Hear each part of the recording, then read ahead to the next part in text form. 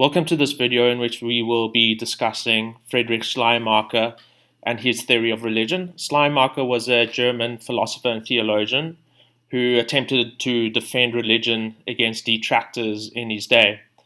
We find some of his apologetic efforts in his book on religion, Speeches to its Cultured Despisers, in which he seeks to defend religion.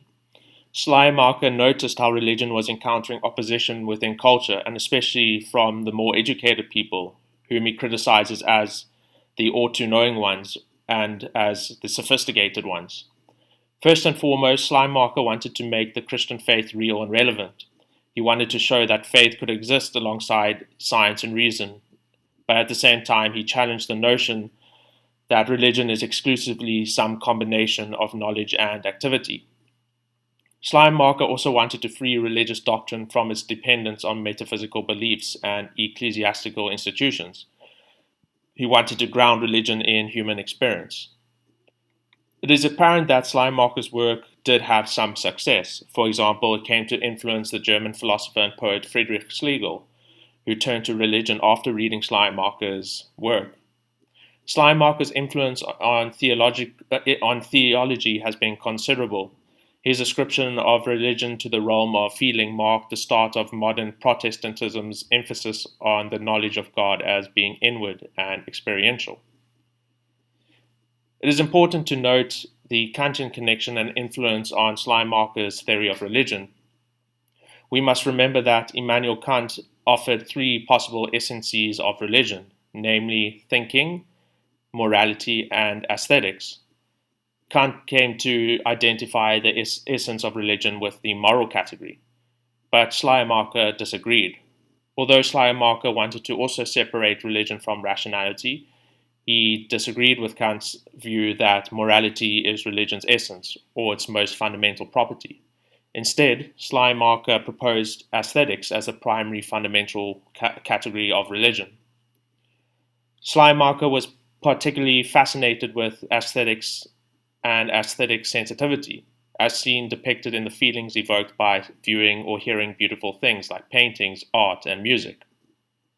He saw feeling as being an expansive and inclusive reality, something similar to deep sensitivity, perhaps in the way something beautiful can move one on a very deep level. Fascinated with this, Schleiermacher attempted to probe deep into human nature and the dynamics of the human spirit to discover the instinctual impulses from which religious feelings proceed. Schleiermacher argued that feeling is the basis of religion and the fullest expression of religious sensibility. This led him to describe the core of religion as, quote, a sense and taste for the infinite in the finite. He correlated interior self-consciousness with the sense of one's fragility and finiteness. He referred to this as the feeling and consciousness of being absolutely dependent, or, which is the thing, of being in relationship to God. Schleiermacher elaborated on various types of dependency, but had a particular interest in the absolute dependency as the basis of religion and in one's relationship with God. The feeling of absolute dependency is a feeling of absolute or total dependence upon a source or power that is distinct from the world. We are all essentially dependent on the infinite, which is God. Further, our religious awareness makes us conscious of the world as the medium through which the infinite God is acting upon us. The feeling of absolute dependence is the feeling of oneness with the infinite in the midst of the finite. It is through feeling and self-awareness that we apprehend God.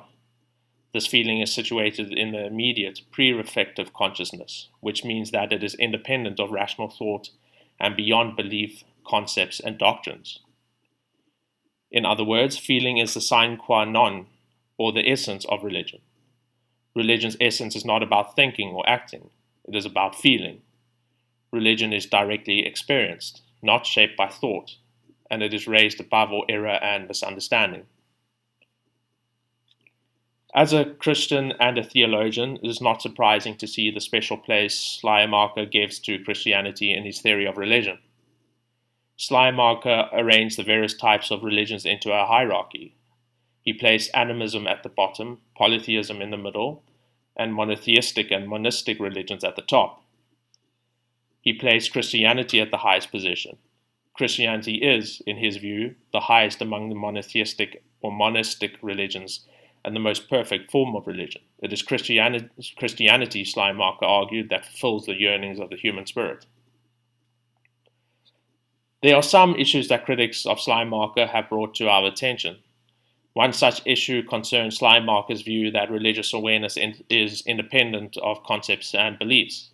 Yet, as a critic might argue, religious awareness can be specified only by reference to concepts, such as of the infinite. This might lead one to argue that religious experience is not pre-reflective, but made sense of through an already held framework of interpretation. Perhaps it's worth noting where we can see Schleiermacher's relevance today. For many, what will be attractive in Schleiermacher's theory of religion is that he takes religion out of primarily being concerned with rationality and doctrines. It is first and foremost about feeling and aesthetics. The Christian faith is, for some, essentially a matter of feeling, the feeling of absolute dependence on God, and not primarily about adherence to rules and doctrines. In our modern age, especially one in which there can be found religious skepticism, much of faith can become heady and intellectual. Faith becomes about arguments, justifications, debates, and discussions. For many people, this can produce a dry spirituality that is devoid of creativity and emotion. Schleiermacher's theory of religion seeks to remedy this spiritual dryness, this lack of emotion that many people can feel in religion. It is a fact that many people, if not most, are attracted to religion because they like what they hear. Something in religion might resonate with them, especially with their feelings. Here, religion becomes chiefly a matter of the heart rather than of the mind.